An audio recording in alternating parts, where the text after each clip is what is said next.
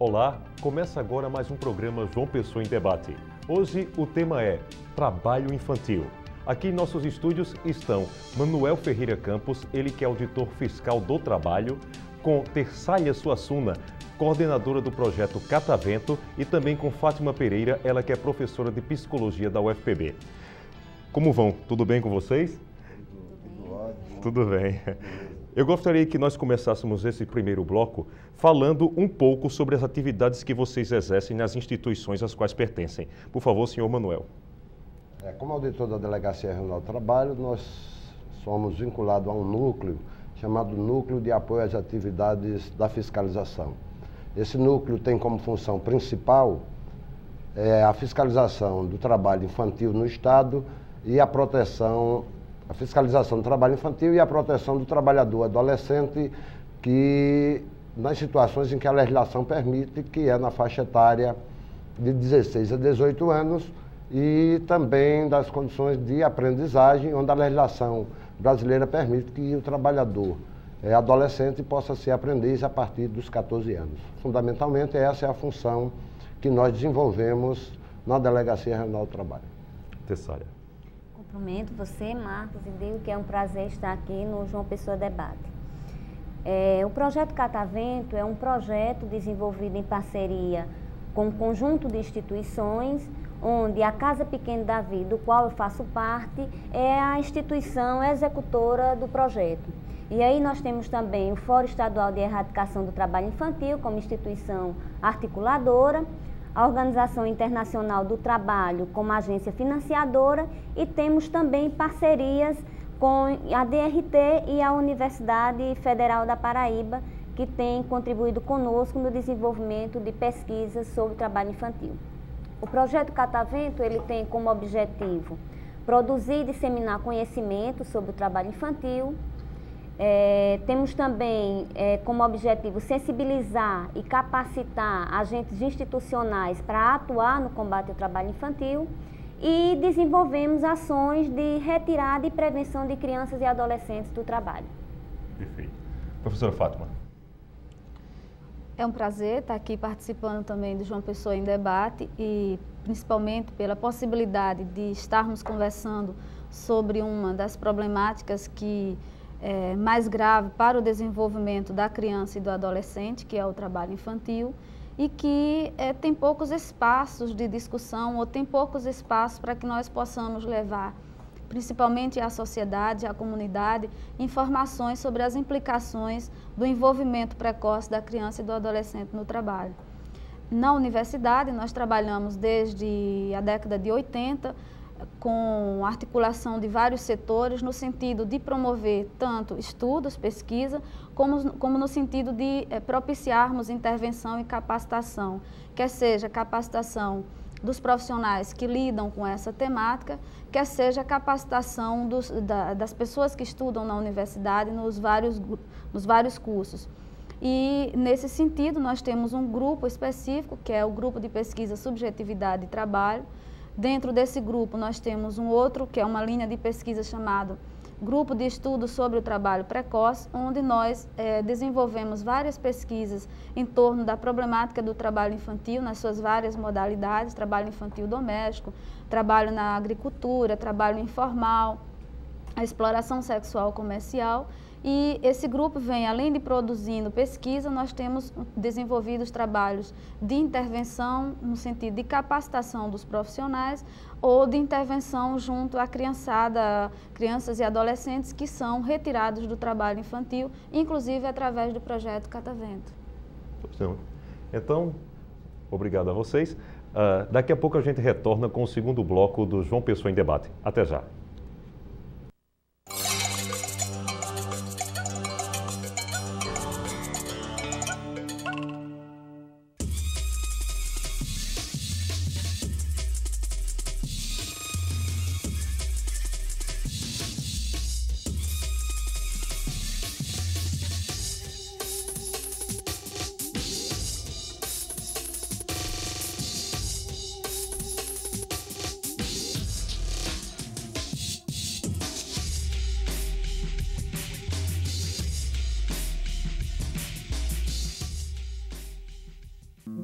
milhões de pessoas no Brasil podem ter os vírus das hepatites B e C.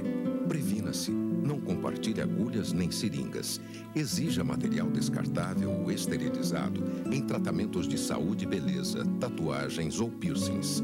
Mulheres grávidas podem passar para o bebê. E use sempre camisinha. Só com a prevenção é possível evitar as hepatites B e C. Ministério da Saúde. Brasil, um país de todos.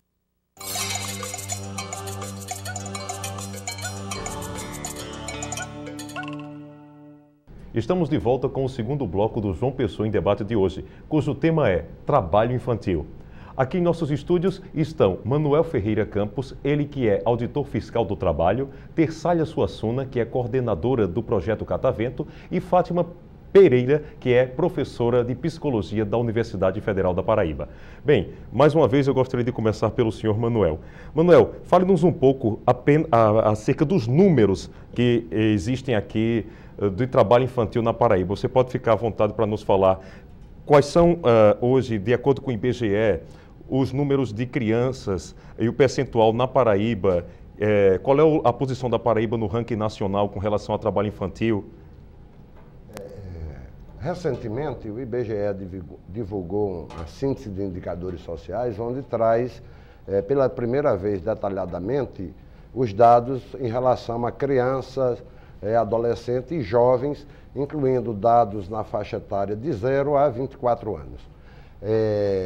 Nós tivemos, em termos desses dados, hoje, na faixa etária de 5 a 15 anos, que é a faixa onde não é permitido, de uma forma geral, o trabalho da criança e do adolescente, os dados de 145 mil e um quebrado de crianças e adolescentes, né, trabalhando no estado da Paraíba. Ou melhor, eu cometi um equívoco nesses dados. Esses dados são de 5 a 17 anos. Sendo que de 16 a 17 anos, esse trabalho é permitido. Na faixa etária de 5 a 15 anos, onde o trabalho não é permitido, nós temos 89.500 crianças trabalhando. Além desses dados, o que indica uma redução em relação aos dados que nós temos da última pesquisa nacional por amostra de domicílio, que tinha 109 mil crianças trabalhando. Portanto, nós tivemos uma redução no estado da Paraíba, nos últimos dados da pesquisa nacional por amostra de domicílio do IBGE, e entre 2004 e 2002, uma queda em torno de 20 mil crianças e adolescentes retiradas do trabalho nessa faixa. Nós temos alguns dados que isso se reflete a todo um trabalho que a sociedade tem feito através do Fórum de Erradicação do Trabalho Infantil, através de parcerias com a universidade, com a Comissão Estadual de Prevenção e Erradicação do Trabalho Infantil, né, do PET, e da expansão também do número de vagas de do PET no município e no estado de uma forma geral. Hoje nós temos mais de 48 mil crianças e adolescentes retiradas do trabalho e inseridas no programa de erradicação do trabalho infantil em 176 municípios do estado. Então, de uma forma geral, é esse o quadro na Paraíba. Em relação ao quadro nacional, nós tivemos os dados desse último dado recentemente publicado pelo IBGE, em torno de 5 milhões ainda, embora tenha uma redução muito grande nos últimos tempos, nós temos ainda 5 milhões e 300 mil crianças e adolescentes no trabalho na faixa etária de 5 a 17 anos. A Paraíba, ela é um dos estados com maior índice de crianças trabalhando na faixa em que deviam estar estudando. Eu queria saber que posição a Paraíba ocupa no ranking nacional. Infeliz posição, porque a Paraíba é um dos primeiros, né? Pelo que eu pude saber através de você. E também, quantos por cento das crianças que deveriam estar na escola hoje trabalham na Paraíba? Veja bem, os dados da síntese de indicadores do IBGE foi publicado muito recentemente e nós ainda não nos detivemos numa análise mais aprofundada. Mas a Paraíba realmente ocupa uma posição, eu não diria de destaque, primeiro, segundo lugar, terceiro lugar, nessa situação é uma posição, digamos assim, bastante negativa. Eu não sei dizer exatamente a posição no ranking, mas é uma posição bastante desfavorável, embora nós tenhamos avançado bastante nas ações de combate ao trabalho infantil no Estado. Tanto é que nós tivemos um aumento da população do Estado, como de resto em todo o país, entre 2002 e 2004, porque esses dados ainda são dados processados de 2004 e projetados com a população de 2005, nós tivemos, embora houvesse um aumento da população, uma redução em torno de 20 mil número de crianças e adolescentes retirados do trabalho infantil nos últimos 2 anos, né, 2002 até 2004, né, com dados projetados, né, até 2005, só com base nos dados do IBGE de 2004. Houve uma projeção dos dados. Então, nós tivemos um aumento da população e uma redução do número de crianças e adolescentes na faixa etária em que não é permitido trabalhar. Uma outra questão relevante a ser colocada, que talvez a professora Fátima e Tessália possam abordar, é que necessariamente o exercício do trabalho não significa que não se estuda. Então, nós temos uma participação de um número bastante significativo de crianças e jovens que, mesmo estando trabalhando, eles estão estudando. Embora quem trabalhe, o percentual das pessoas que trabalham e que estudam, há uma defasagem em termos do grau de escolaridade elevado, que essa síntese de indicadores sociais, como eu falei, publicado recentemente, traz, mas nós ainda não fizemos uma análise detalhada por conta da brevidade. Eu trouxe esses dados, fui buscar esses dados, né, porque era relevante, inclusive, para esclarecer a população, embora muito recente, nós não fizemos ainda uma análise acurada dessa correlação, estudo e trabalho e rendimento que esses dados do IBGE trouxeram, né, nesses últimos dados publicados.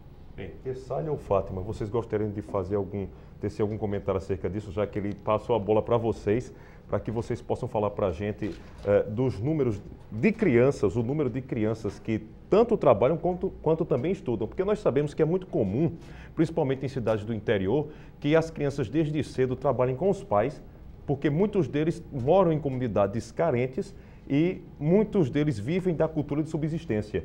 Quais são os incentivos que são dados para que as crianças, mesmo tendo que trabalhar desde cedo, elas não deixem de frequentar a escola? Como é que é feito esse controle? Antes de tudo, eu quero comentar um pouco com relação a essa questão dos números, pegando a nível nacional. Em 96, na ocasião em que foi implantado o Programa de Erradicação do Trabalho Infantil, nós tínhamos 9,2 milhões de crianças trabalhando. Em 98, nós passamos a ter 7,7 milhões. Em 2003, nós tínhamos o dado de 5,4 milhões. E agora, em 2006, diante dessa atualização dos dados do IBGE que o Manuel coloca, nós temos 5,3 milhões de crianças trabalhando.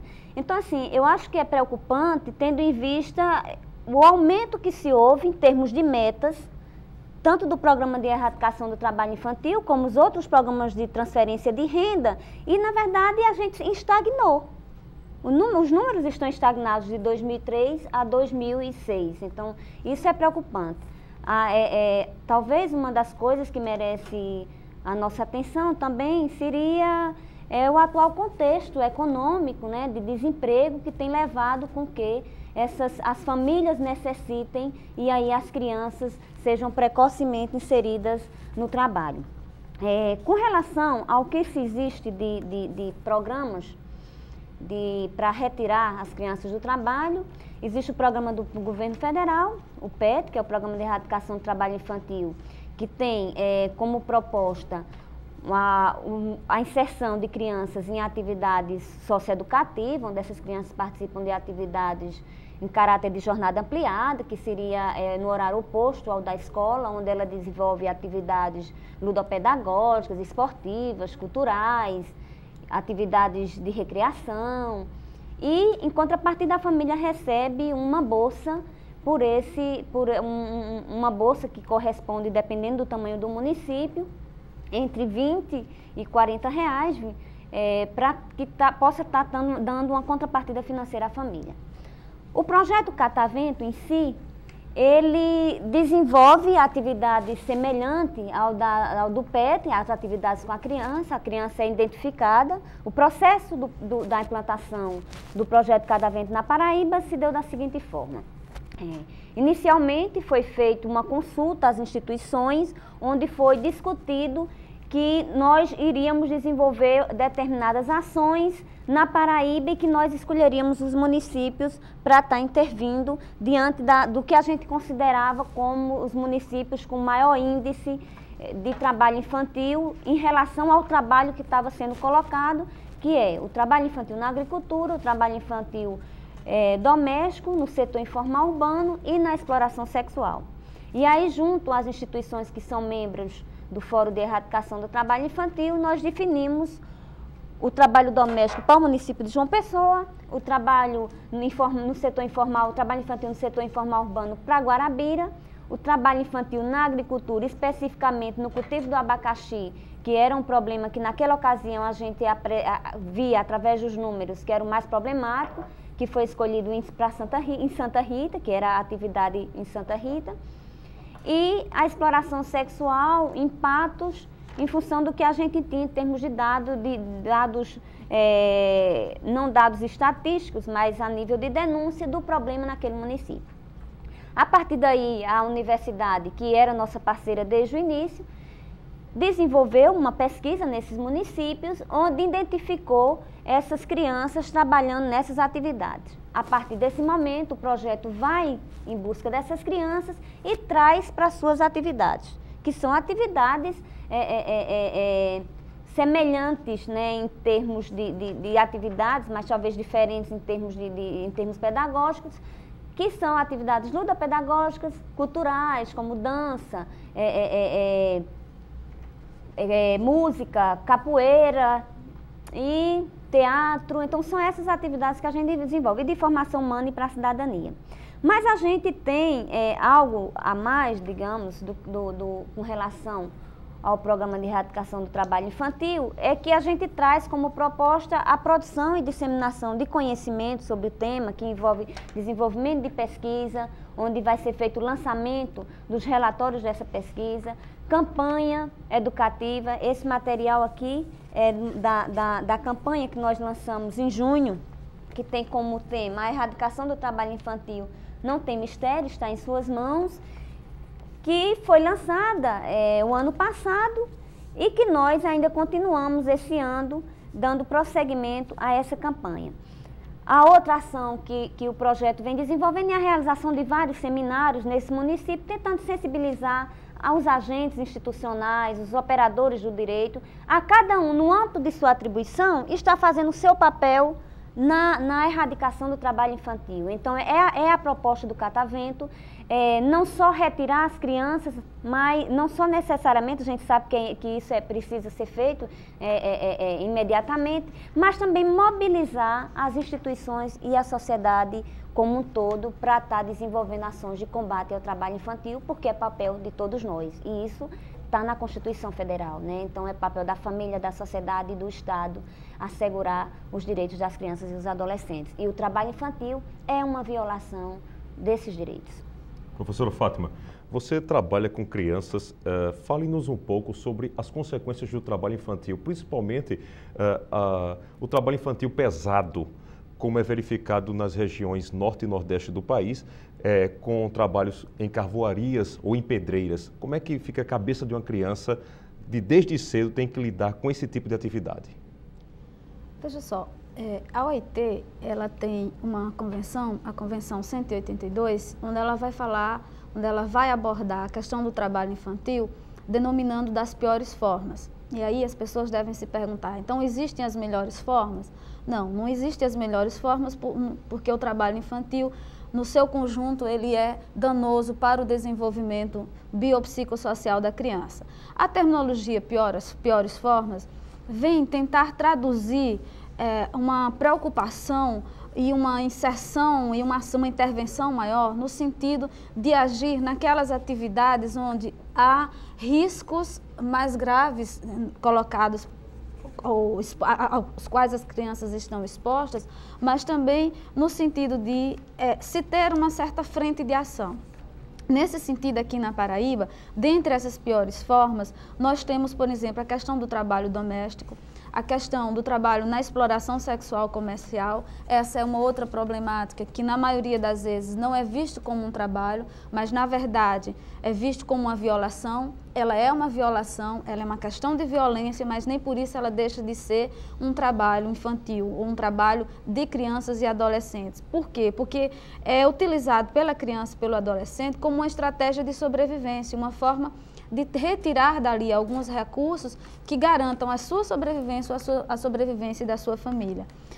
O trabalho no abacaxi, que é extremamente perigoso, tanto pelas próprias condições em que ele é realizado, da exposição ao sol, do uso de agrotóxicos, mas também o contato com a terra, com os micro-organismos, quer dizer, do ponto de vista físico, tudo isso é danoso, do ponto de vista biológico e químico, é danoso para o desenvolvimento da criança. O trabalho informal urbano, pela exposição da criança, se você reparar, Marcos, você verá que a criança, quando ela está num sinal vendendo, ela está constantemente exposta a uma situação de constrangimento e a uma situação de humilhação.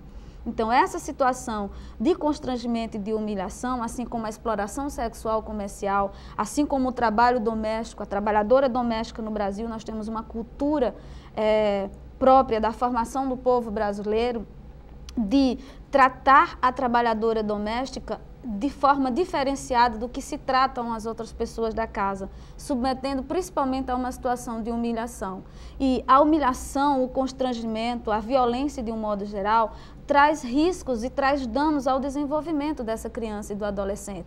Evidentemente que é preciso também comparar que os danos para a criança, quer sejam biológicos, físicos, químicos, quer sejam os danos, em comparação com o adolescente, os danos para a criança eles são sempre piores, porque a criança ela está num processo de desenvolvimento, mas aquém do que o adolescente. Ele está num processo de formação, às vezes de formação da estrutura física, da estrutura corpórea, e aí se há um contato com determinados agentes químicos, isso pode ter um processo danoso para o desenvolvimento, mas também do ponto de vista psicológico, do ponto de vista de formação da cidadania, porque são crianças e são adolescentes que estão se formando enquanto sujeitos. A sua subjetividade, a sua constituição enquanto ser está em processo de formação. E se essa criança ela aprende pela negação, pela violência, ela se construirá e se constituirá enquanto tal. Então a gente diz que há uma construção do sujeito pela negação.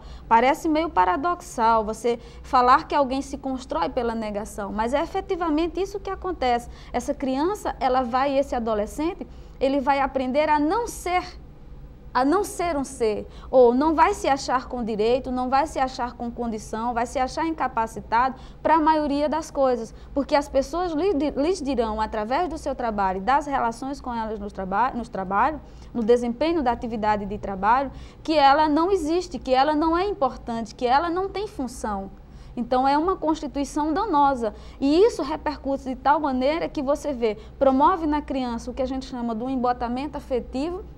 É aquela criança, é aquele adolescente que se fecha em si, que tem dificuldade de relacionamento com os outros. Essa dificuldade de relacionamento, ela é de tal forma que torna também essa pessoa extremamente defensiva. Então, ela pode ser, inclusive, uma pessoa que vai desenvolver uma agressividade, mas uma agressividade como forma de defesa. E essa agressividade, ela vai se reproduzir nas suas várias relações. Ou se você pensar, por exemplo, no caso de uma criança, adolescente, seja um menino, seja uma menina, que sofre um processo de abuso sexual, de violência sexual, e que descobre para o resto da sua vida que a única forma de sobrevivência que tem é o seu corpo, então essa criança, ela está em risco, ela está vulnerável à exploração sexual comercial, ela vai aprender a sexualidade e a relação com o outro pela negação, pelo não poder, pela não afirmação do seu corpo. Então, ela vai se achar alguém incapaz, ela vai se achar alguém menor, ela vai achar, ela vai, a gente diz, esmolar um afeto daquele companheiro, daquele outro, porque ela acha, porque ela constrói uma concepção de que qualquer migalha, de qualquer forma de afeto, para ela é valioso. Então, isso tem um dano inesgotável para o processo de formação desse sujeito. Sem esquecer a própria questão da escolaridade e da cidadania, porque o trabalho, ele afeta o processo de escolarização. Por que ele afeta? Por vários aspectos. Primeiro, porque o trabalho cansa. Para nós adultos, o trabalho às vezes é extremamente cansativo, produz fadiga. Imagine para uma criança, para uma adolescente que está em processo de desenvolvimento. Então, esse cansaço, essa fadiga, dificultará com que a criança acompanhe o processo de escolarização. E às vezes a própria escola também não sabe trabalhar com essa criança, com esse adolescente. Então, ele é aquele menino, aquela menina que tornou-se adulto antes do tempo, então os seus interesses e as suas motivações já são de outra ordem, e às vezes a escola não consegue alcançar essa criança no sentido de oferecer aquilo que ela necessita. Então, ela acaba se desestimulando. O cansaço impede que ela acompanhe o processo de escolarização, e isso faz com que ela, às vezes, seja reprovada. Essa reprovação torna-se constante e, possivelmente, promove a evasão escolar. Então, essa criança abandona a escola. Quando a gente compara, né, Manuel referia-se à relação entre trabalho e estudo. Evidentemente que uma boa parcela das crianças e adolescentes trabalham, mas a que custo? Quando a gente analisa a defasagem escolar em relação a crianças trabalhadoras e a crianças não trabalhadoras, a gente compreende que as crianças trabalhadoras, ela tem um tempo de permanência na escola menor, ela tem um tempo de escolaridade menor e ela tem um tempo de defasagem maior. Então, a defasagem a gente mede da série em que ela deveria cursar na idade específica e a série na qual efetivamente ela se encontra. E aqui na Paraíba, nas pesquisas que nós temos desenvolvido, nós temos encontrado uma defasagem que varia de 1 a 9 anos de distorção seriedade. Ou seja, muitas vezes uma criança que com 15 anos, um adolescente que com 15 anos deveria estar cursando já um ensino médio, ele está no início do processo do ensino fundamental 1. E essa criança, essa escolaridade defasada, ela produz uma consequência a médio e longo prazo, que é, na idade adulta, quando ela então deveria ingressar no mercado de trabalho, ela não dispõe do capital cultural necessário para fazer isso. Ou seja, ela vai chegar no mercado de trabalho extremamente exigente em termos de capacitação, de nível de escolaridade, mas ela não vai apresentar escolaridade compatível com o que esse mercado está produzindo. E uma outra consequência ainda nesse sentido é a reprodução intergeracional da pobreza. Quando a gente analisa a relação entre pais e crianças trabalhadoras, a gente percebe que, na maioria das vezes, esses pais dessas crianças trabalhadoras já foram trabalhadores na infância, já foram trabalhadores na adolescência. Então, reproduz-se intergeracionalmente. Em vez dessa criança e desse adolescente ir para uma outra atividade, progredir ou alcançar um status maior, ela permanece ou ela fica aquém. Nós temos encontrado gerações de avós, pais e filhos, por exemplo, na cata do lixo. Então, significa que os avós foram catadores, os pais e os filhos o são. Fátima, e a gente vê também isso na questão do trabalho infantil doméstico, né? Sim. Como o trabalho infantil em si, ele promove o rebaixamento da força de trabalho do adulto, a nível de mercado de trabalho. Claro que se custa menos contratar uma criança para fazer um determinado serviço, acaba se fazendo essa opção. E a gente vê isso muito no trabalho infantil doméstico, né? A questão de que as meninas, elas não ganham o salário mínimo, que seria o mínimo a ser pago por uma trabalhadora, pelo serviço prestado de uma trabalhadora adulta, como também a maior parte delas, as mães também foram empregadas domésticas. Talvez você pudesse até falar um pouco sobre isso. No caso do trabalho doméstico, tem esse fato que você já colocou e tem outros aspectos também que a gente poderia acrescentar. É o fato de que O trabalho doméstico, ele é muitas vezes tomado pela maioria das pessoas, é interessante, a gente percebe nitidamente nas pesquisas que se produz 2 blocos de concepção sobre o trabalho doméstico.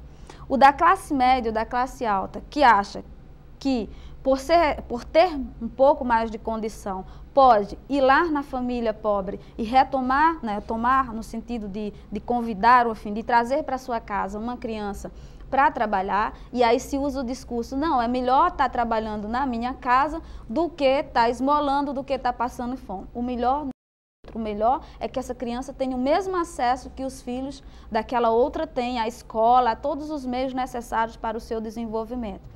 E, do outro lado, tem o fato de que a classe baixa, né, cria a concepção de que o trabalho doméstico é plenamente natural.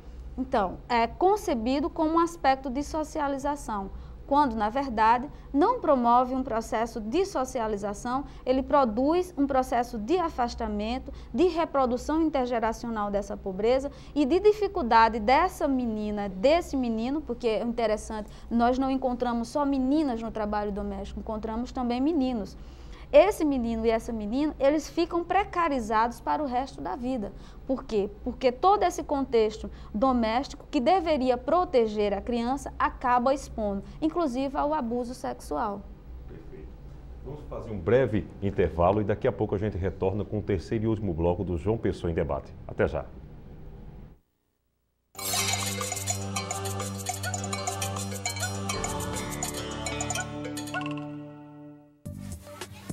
O Ministério da Educação quer lembrar a você que recebe o Bolsa Família de cumprir uma parte importante do programa.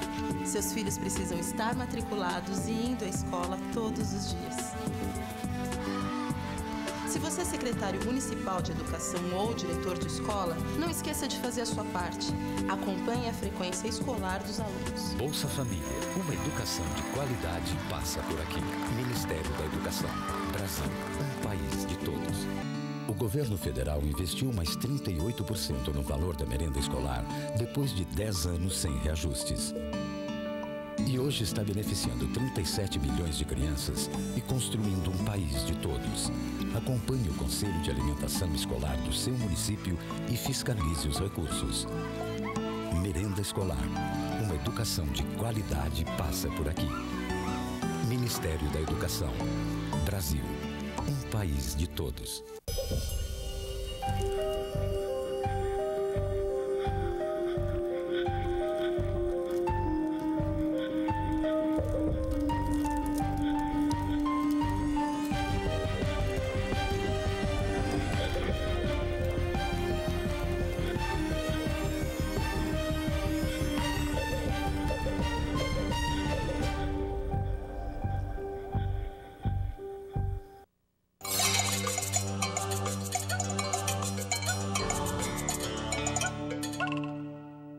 Estamos de volta com o terceiro e último bloco do João Pessoa em Debate de hoje, cujo tema é Trabalho Infantil.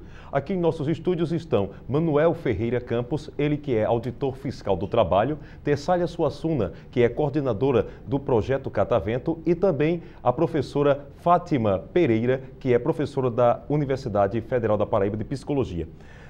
Eu gostaria de começar novamente por Manuel. Manuel, queria que você falasse um pouco mais sobre o programa de erradicação do trabalho infantil. Como é que ele funciona?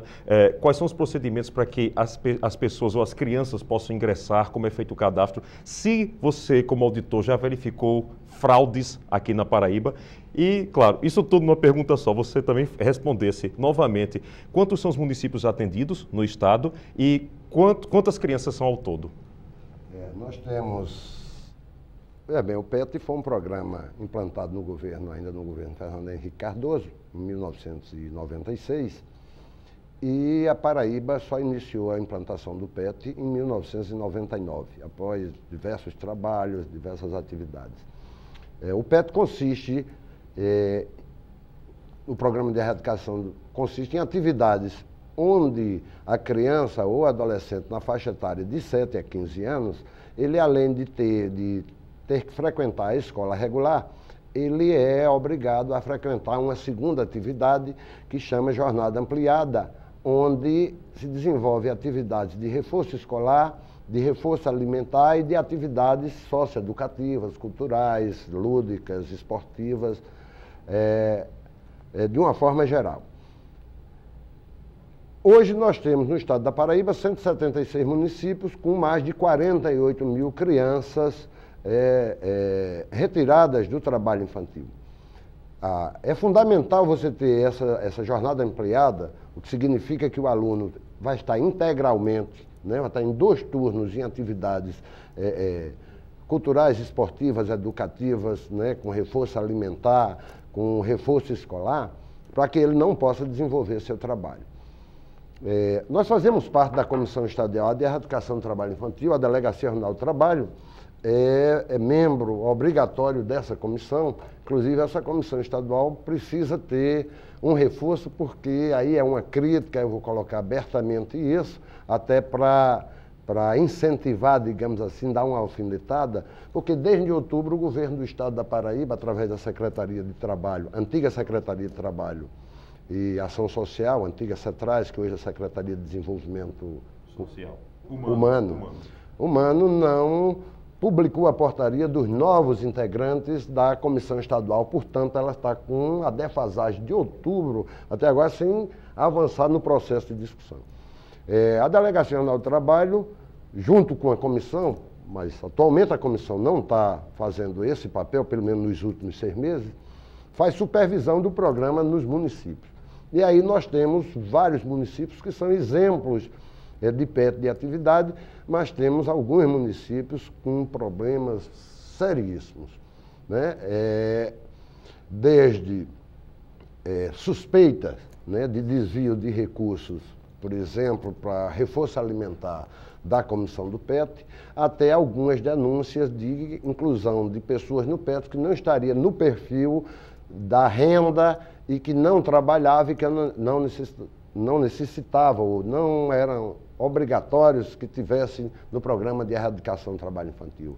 Nesses procedimentos, quando nós detectamos essas situações, nós encaminhamos relatórios tanto para o Ministério do Trabalho como para o Ministério do Desenvolvimento Social e encaminhamos para o Ministério Público Federal, uma vez que envolve recursos, né, do governo federal.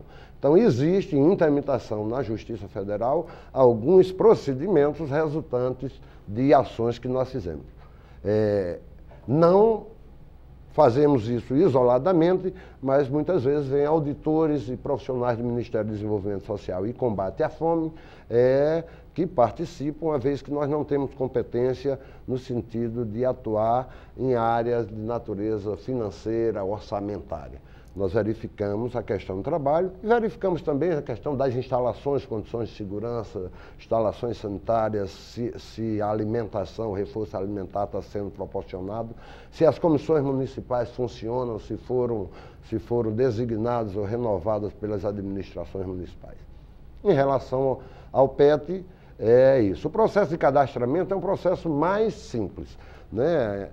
Ainda recentemente eu tive em 2 municípios que solicitaram a DRT para que constatasse a existência de trabalho infantil nesses municípios. Nós vamos lá com a equipe de auditores fiscais, fazemos o cadastramento das crianças no trabalho, vamos nos locais, eles conhecem os locais onde essas crianças e adolescentes trabalham. Nós temos uma ficha padrão. Se o Ministério do Trabalho constatar essas crianças e adolescentes têm preferência para inclusão no PET. A partir daí, o município tem que dispor de local e instalações para absorver essas crianças e jovens nessa jornada ampliada, ou seja, o 2º turno de atividades, e nós encaminhamos para o Ministério do Desenvolvimento Social e discutimos com a Comissão Estadual que aprova o parecer a partir da constatação do trabalho. Havendo vagas e havendo recursos, de forma rápida, 30 dias no máximo, o programa é autorizado a implantação do programa no município. Está previsto para os próximos meses, junho, julho ainda desse ano, uma expansão de 300 mil metas no programa é chamado vagas. Então, 300 mil novas vagas para serem inseridos no programa de erradicação do trabalho infantil. Provavelmente esses municípios do Estado que requererem a Comissão Estadual ou que o Ministério do Trabalho, através de inspeção de rotina, constate a existência de trabalho infantil no município, eles serão incorporados. A partir daí, o procedimento do recebimento do valor da bolsa, cada criança retirada do trabalho, a mãe recebe uma bolsa de R$ 25,00 e o município recebe R$ 20,00 por cada criança retirada do trabalho, justamente para fazer essas atividades de reforço escolar, reforço alimentar e atividades, né, socioeducativas. De uma forma geral, é essa a sistemática da implantação do PET nos municípios. O banco de dados, ele está interligado com o banco de dados do Bolsa Escola ou Bolsa Família para poder justamente haver um controle maior, para que os dados batam? Recentemente houve um processo, está havendo um processo de integração do Bolsa Família, como programa único que está unificando vários programas sociais, como Valo Gás, Bolsa Escola, etc. Então, esse sistema está sendo integrado num sistema único, onde você tem uma interligação, né, para verificar a faixa de renda, né, o processo de cadastro único está em fase já avançada. Os detalhes da operacionalização desse sistema eu desconheço, porque isso é feito junto com as secretarias da área social dos municípios e do Estado, junto também com a Caixa Econômica e o Ministério do Desenvolvimento Social. O Ministério do Trabalho não participa desse procedimento, mas existe esse processo de integração Bolsa Família com o Programa de Erradicação do Trabalho Infantil. Ainda dirigido a Manuel, eu gostaria de fazer uma pergunta super importante. A delegacia, qual é o trabalho que ela realiza, outras ações que são realizadas para coibir o trabalho infantil e também sobre as questões de segurança, como é que ela faz a fiscalização para aquelas crianças que estão na escola e que também estão trabalhando? Veja bem, a atividade do Ministério do Trabalho é uma atividade essencialmente ou prioritariamente de fiscalização. Então, nós temos dois tipos de atividade. Nós temos uma atividade de fiscalização no setor formal, onde existe a empresa e existe o empregador. Se nós constatarmos a existência de crianças trabalhando nesses setores, nós exigimos a retirada imediata com a aplicação das penalidades, porque existe o empregador e existe uma irregularidade que não pode ser admitida pela legislação e pela atuação da área de fiscalização. Nós temos uma outra atividade que são nos setores formais, nas atividades formais, para jovens entre 17 e 18 anos, onde a atividade legal é permitida, exceto para atividades insalubres ou perigosas. A professora Fátima, quando falou aqui, falou da Convenção 182 da OIT, que trata das piores formas, né, de trabalho infantil. Existe também uma portaria do Ministério do Trabalho que regulamenta 81 atividades, onde essas atividades são proibidas para jovens que trabalhem mesmo na faixa de 17 anos, 16 a 18 anos, que são atividades insalubres ou que são prejudiciais à sua formação moral. Do ponto de vista da atividade formal. Na área informal, nós trabalhamos ou através de denúncias, onde verificamos a existência de trabalho infantil, ou em atividades de rotina, onde nós observamos, vamos lá, fazemos o cadastramento e encaminhamos para um município que constatamos a existência de trabalho infantil com aquele nome e pedimos para inseri-lo em algum programa de natureza social do município e onde existe o PET, eles têm prioridade para serem inseridos no PET. Quando eu digo em algum programa social, porque nós encontramos, e você vê pelos próprios dados do IBGE, como eu falei, ele fala em trabalho de 5 a 15 anos. O PET, ele só insere crianças a partir de 7 anos, de 7 a 15 anos. Quando nós encontramos crianças com 5 anos, chegamos até a encontrar crianças em trabalho, em atividades com o Ministério Público do Trabalho, por exemplo, na cidade de Patos, nós conseguimos encontrar, infelizmente, crianças com 4 anos trabalhando.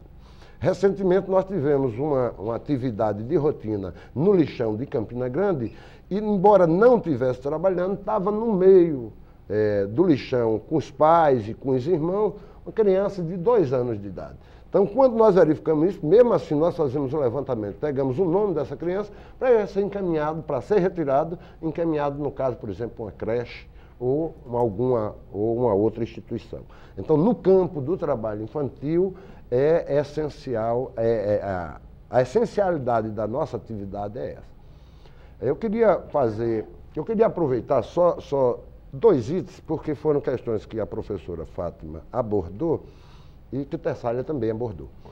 Um é a questão dos dados estatísticos, da preocupação que ela levantou, salvo engano, no bloco anterior, de ter 5.300.000 crianças e adolescentes ainda no trabalho, quando os dados de 3 anos atrás, de 2 anos atrás, indicava 5.400.000.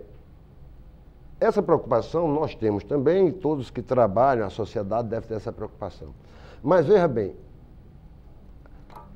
quando você faz uma pesquisa, ou um censo, ou um levantamento estatístico, você tem que levar em consideração como foi feito aquele trabalho. Veja bem, Tessália e Fátima e os telespectadores, o seguinte raciocínio. Até 2004, aliás, até 2002, o IBGE, quando fazia o seu levantamento estatístico de trabalho infantil, ele pegava 5 anos a 18 anos e não fazia nenhuma diferenciação. O que é que significa isso? Que esses dados dão uma dimensão maior, porque é permitido o trabalho com 16 anos e com 17 anos. Tá? Então você tem uma dimensão que esse dado, na realidade, não significa o número exato de trabalhadores que estavam na atividade.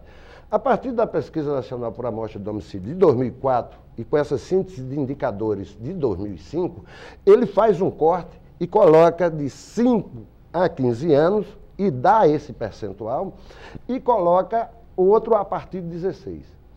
Veja bem, o número de 16 a 18 teve uma ampliação relativa, inclusive com incentivo do governo federal, com o programa de primeiro emprego, com a expansão da aprendizagem, tá?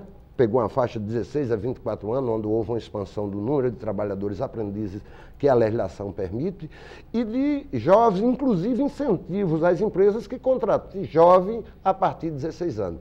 Pode ser que aí, nós não analisamos, pode ser que aí que tem um dado que praticamente não tenha caído, não tenha alterado 5.400.000 para 5.700.000, porque houve um acréscimo significativo, se você pegar os dados, nessa faixa a partir de 16 anos.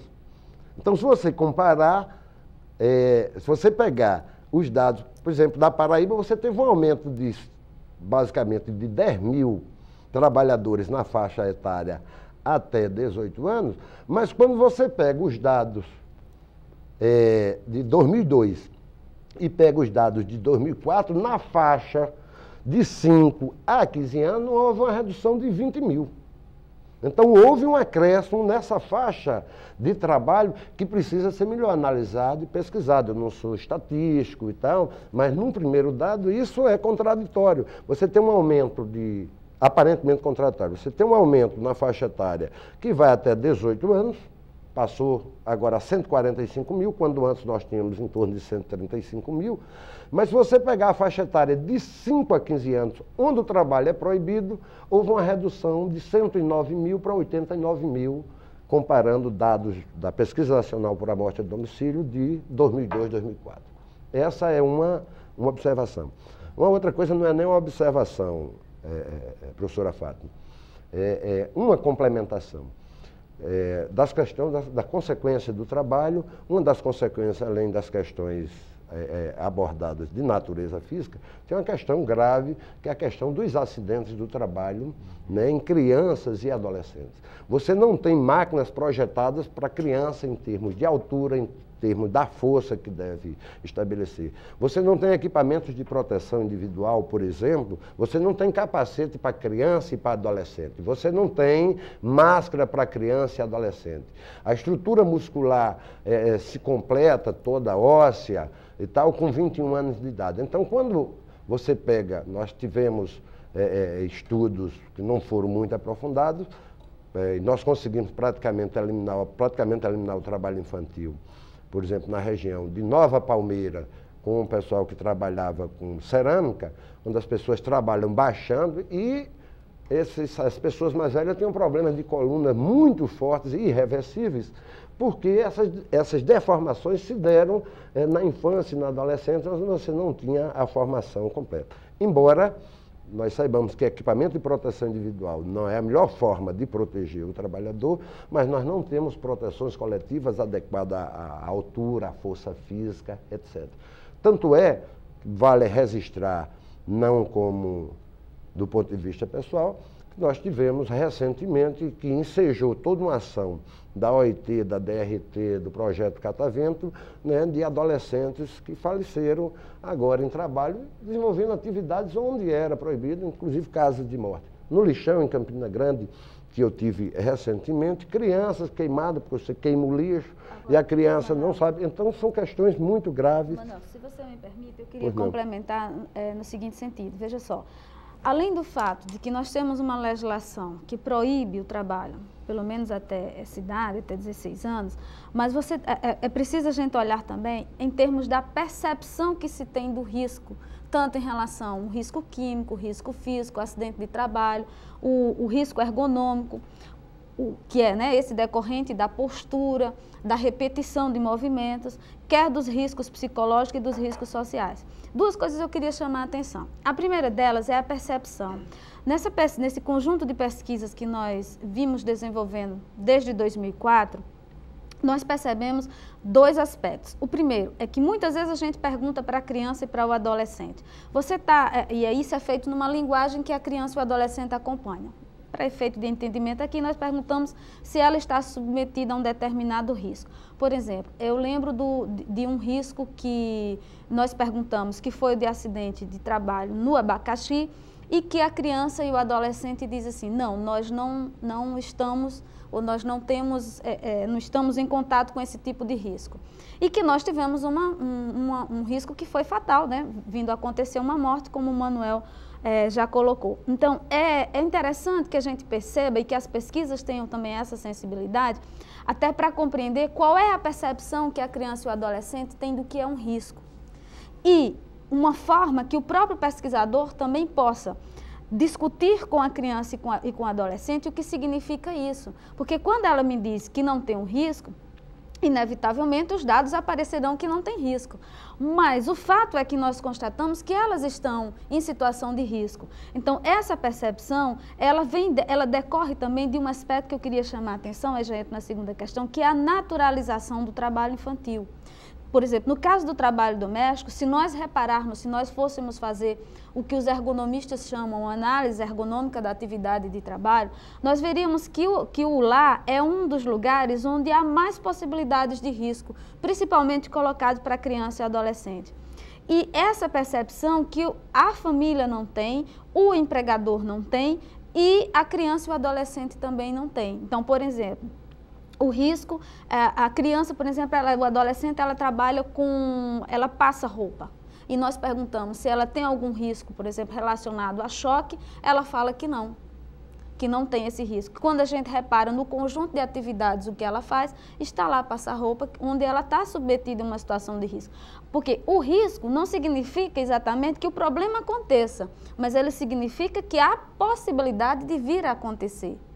E aí, para fechar um pouco essa minha fala, nesse sentido, de chamar a atenção do que significa essa percepção, também em relação a como, dentro dessa naturalização, a dimensão de que o trabalho infanto-juvenil, que é o que Tessália, né, abordou em um outro momento, que ela perpassa pelo menos 3 elementos básicos: gênero, raça e classe social. A criança e o adolescente que está trabalhando na Paraíba, na sua grande maioria, ela é da raça afrodescendente, ou da etnia, ou se preferirem, da cor. A gente prefere chamar raça e etnia porque quando você aborda a cor, as pessoas situam apenas do ponto de vista do negro, mas há outras denominações que no Brasil, infelizmente, se criou para se falar do descendente africano, que é o pardo, enfim, por aí vai. Então, nós juntamos mulato, moreno, né, aparece jambo e etc. Então, nós preferimos chamar raça e etnia e nós percebemos que mais de 60% em todas as atividades de trabalho são afrodescendentes. A dimensão de gênero, a gente percebe exatamente uma divisão social e sexual do trabalho. Os meninos estão naquelas atividades que exigem o desempenho de força física, enquanto as meninas estão nas atividades ligadas ao cuidado, como é o caso do trabalho doméstico, cuidar da casa, cuidar de pessoas, cuidar de crianças, e no desempenho também de atividades que são também construídas historicamente como sendo destinada à mulher, que é a questão da sexualidade ou da exploração sexual comercial. Então, nós encontramos meninos e meninas nas várias atividades, mas na atividade de exploração de exploração sexual comercial e na atividade de trabalho doméstico são, na sua grande maioria, meninas. No setor informal urbano, meninos. No setor informal urbano, meninos. Na agricultura, meninos. Professora Fátima, infelizmente nós estamos chegando ao fim do programa. É um assunto bastante interessante esse. Eu até tinha uma pergunta a fazer a Tessália, mas nós não dispomos mais de tempo, que é porque esse ano o Estatuto da Criança e Adolescente completa 15 anos. Que avanços foram feitos nesses 15 anos? Também existem artigos na Constituição, convenções da OIT, que tratam das garantias dos direitos da criança e do adolescente. Mas, infelizmente, nosso tempo é limitado, não vai dar para a gente mais falar sobre isso. Então, em 1 minuto apenas, eu gostaria que cada um de vocês fizesse as considerações finais, deixando, inclusive, telefone das instituições, contato para que as pessoas que queiram trocar alguma ideia, queiram tirar dúvidas, possam entrar em contato com vocês. Por favor, primeiro, Tessália. Só pegando essa questão do Estatuto, o Estatuto da Criança e do Adolescente e a Constituição Federal diz que é dever da família, da sociedade e do Estado assegurar os direitos da criança e do adolescente. Então, eu quero só reforçar a questão da nossa campanha, né, que a gente vem trabalhando nessa perspectiva em 2005 e estaremos também trabalhando em 2006. A partir da frase, a erradicação do trabalho infantil não tem mistério, está em suas mãos. Ou seja, cada um de nós tem a responsabilidade em desenvolver algum tipo de ação de combate ao trabalho infantil. Seja até enquanto cidadão, de denunciar, ao ver uma criança trabalhando, de denunciar os órgãos competentes. Seja a Delegacia Regional do Trabalho, seja o Conselho Tutelar, para que essa criança possa ser inserida em algum programa que venha a retirá-la daquele tipo de atividade. Então, assim, eu quero deixar o número de denúncia da nossa campanha, que é essa aqui. A erradicação do trabalho infantil não tem mistério, está em suas mãos, que é o número 2107-7621, que é do setor de fiscalização do trabalho infantil da Delegacia Regional do Trabalho. Quem quiser conhecer a Catavento, como faz? O projeto Catavento, ele funciona na Delegacia Regional do Trabalho, no primeiro andar do prédio da Delegacia Regional do Trabalho, que é na Praça Venâncio Neiva, no centro da cidade. Pois bem. Então, quem quiser procurar o projeto, nós estamos à disposição para atender qualquer pessoa que chegue lá e queira informações sobre o projeto ou sobre o trabalho infantil. Obrigado. Manuel. Bom, qualquer denúncia que possa ser feita, que deva ser feita, pode-se procurar a Delegacia Regional do Trabalho no primeiro andar, também Praça Venâncio Neiva, no núcleo de apoio às atividades da fiscalização, o número 2107-7613. Eu gostaria de salientar, acho que a necessidade da sociedade e das organizações não governamentais, né, aquelas todas que se envolvem com trabalho, combate ao trabalho infantil, proteção à criança e outras atividades, mas que não estão ainda vinculados ao Fórum Estadual de Prevenção e Erradicação do Trabalho Infantil e Proteção ao Trabalhador Adolescente, que possam nos procurar para se inserir nesse fórum, que hoje já tem mais de 50 entidades e instituições participando.